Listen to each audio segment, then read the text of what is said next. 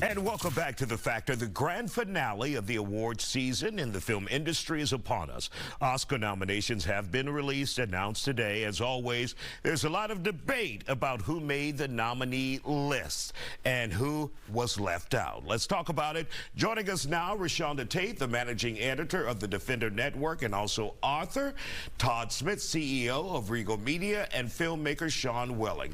Thank you guys for joining us. So, any surprises, or is it as you thought it would be with the Oscar nominations? I actually thought they would at least do one, so I was surprised to see two black women nominated in the Best Supporting Actor. I was surprised to see Barbie do so well. It may just be what does that mean, Rashonda? It may be my personal, I didn't see the movie, so I can't comment on I just could not with Barbie. But obviously everybody could. All right, Sean, your thoughts on the nominations? Well, you know, I think that, to me, I want to be entertained, not informed.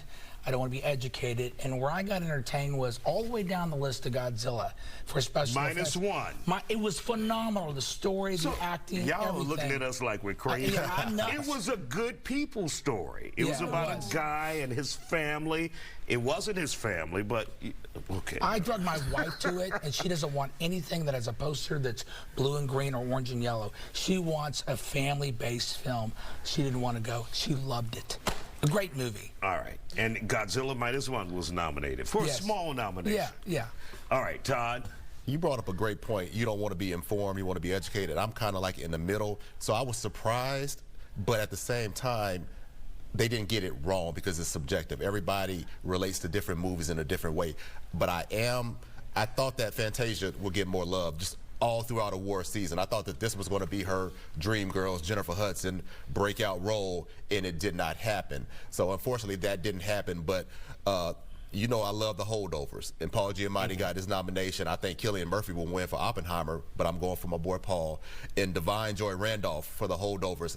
I mentioned on the Christmas episode that we were on, those characters were so well developed. Yeah. You know, I mean, they were so multi-dimensional that I think everybody should check that out. I think that they deserve that love. But I think that you'll never get it totally right.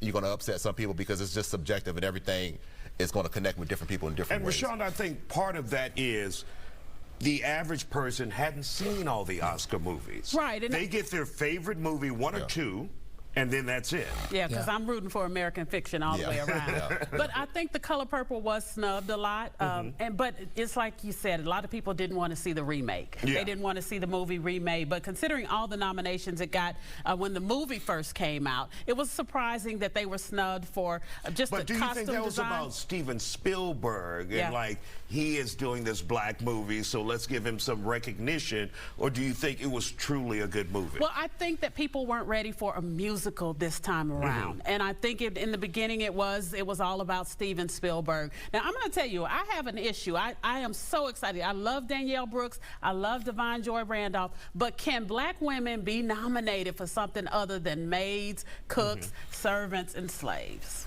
I think that's honestly, I think that's what's wrong with many critics. Most critics organizations aren't diverse. So when you have a regular role that we can relate to as black people, professional black people, or maybe, I remember when Straight Outta Compton came out, people didn't think the actors did that well, but if you're an older white lady, you might not understand the nuances of some of those characters, but they understand slavery, they understand, I mean, because that's what they were taught in history, unfortunately. So sometimes those movies for black people get nominated more than just the American fiction. I am glad to see intelligence from black people being recognized. Yeah. And Sean, your thoughts on that when it comes to what people are looking for? My earlier question, most people don't see all the movies. They only see one or two. Yeah. And that's why there's always some, why didn't this get nominated? Why didn't she get nominated? Your thoughts on that? I think you gravitate towards films that you saw, yes. And a lot of it is marketing, what trailer and poster, and that's somewhat what you get drawn to. People don't go see the movies, but they see the poster and the trailer and the actors, and they love those people, and they start to think, well, that should be in there. Also, there's a history that's involved. Robert Downey Jr. I mean, his history right now says it's about time he gets an Oscar. Another one, Oppenheimer. Embarrassingly, my wife and I walked out of that one. But because he did The Dark Knight, I still want him to win because he gave us something so special in cinema. And it's interesting how that kind of avalanches down to the history of those actors and directors as opposed to what's really happening this year. So you and I will be pulling for a Godzilla, Mike. Absolutely, my friend. Absolutely. Wonderful film. Color Purple.